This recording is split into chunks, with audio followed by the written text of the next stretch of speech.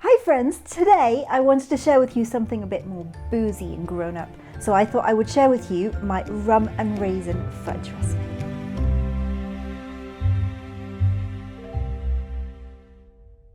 So to start with, we are going to sort our raisins out. I have my raisins in a bowl here. It's a microwave safe bowl and I'm going to put 2 tablespoons of rum in. Now I find that dark rum gives a nicer flavour for this fudge. So I'm just going to put 2 tablespoons in, I'm going to stir it around and I'm going to pop it in my microwave for about 30 seconds. I just find that warming up the raisins a little helps them absorb the alcohol better, the rum's better. So give it a stir, make sure all the raisins have some rum to absorb.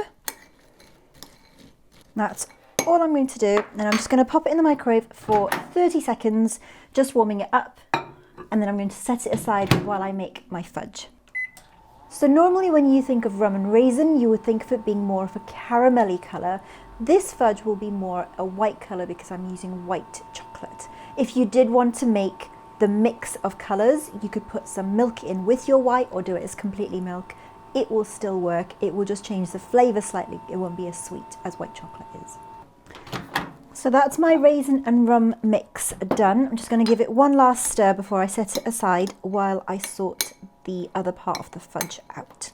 Oops. There we go.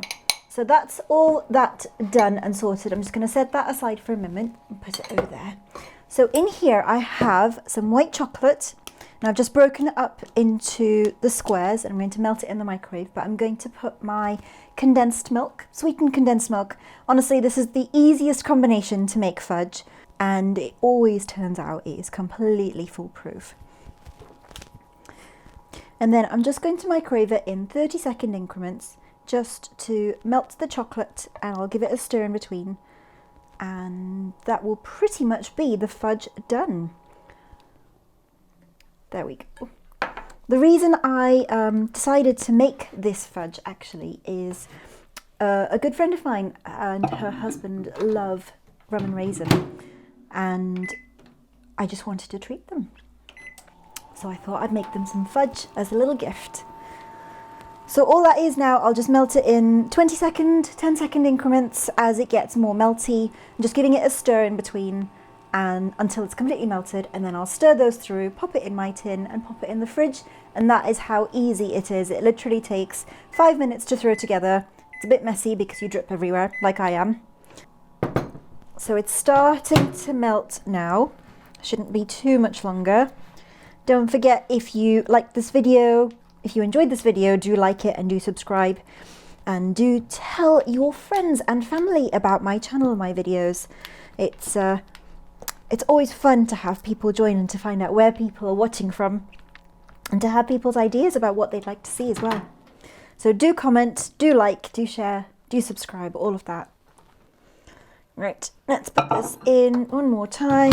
I'm getting fudge everywhere. There we go.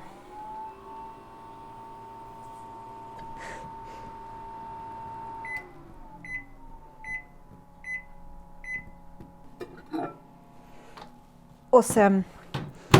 That's it, folks. We are done with making the fudge part of our fudge. So all that's left now is I'm just going to pop my raisins, my boozy raisins in, give them a really good stir through.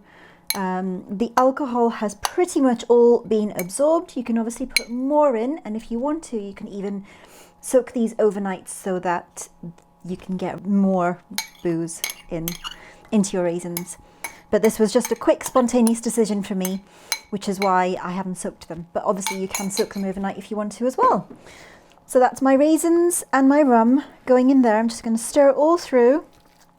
There we go. And because I do like my rum, I'm actually going to put a little bit, because I like to enhance the flavour a bit more, I'm going to put some rum actually into my fudge and stir it through. So probably only about half a tablespoon's worth. I wouldn't go more than that. Obviously, if you want to put more than that in, feel free. But that's all I am going to do. There we go. And that is the fudge done.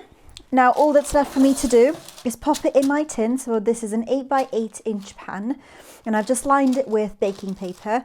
And all I'm going to do is pop this in, squeeze it into the corners, and pop it in my fridge for probably overnight. It'll take a few hours to set, and then I will cut it up into squares. Easy peasy. Make sure we get all that fudge out. And then push it all the way into the corners. There you go, and that is it. That is my fudge ready to go in the fridge, and I will show you once I've got it out and cut it up what it's like when it is finished. So my fudge has been in the fridge for a few hours. I've just pulled it out, and what I'm just going to do now is chop it up so you can see what it's like. So the reason I did this, it makes it super easy to take out, is I'm just going to lift it out like that. Look at that, nice and easy. So I don't tend to take this off the paper until after I've cut it up.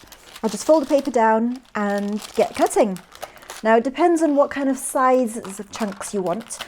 You can cut these into proper bite-sized chunks, or you can cut them a bit bigger. I generally will cut something like this, which is 8x8 inches. I will cut it into 4 rows and 4 columns, so you get 4 on each side. So I do 1 in the middle and then 1 on either side, but you can obviously cut them smaller depending on what you feel like eating. And there you have a fudge piece. Now that's quite a big piece. I wouldn't normally eat that big a piece, but it is gorgeous. Here we go. You can taste the rum, taste the raisins. It's beautiful and smooth, and it's just gorgeous. Really, really good. You need to try this. And it was so easy to make. My friends are going to like this minus 1 piece. Shh. Happy, well, non-baking, but happy getting creative in your kitchen. See you next time.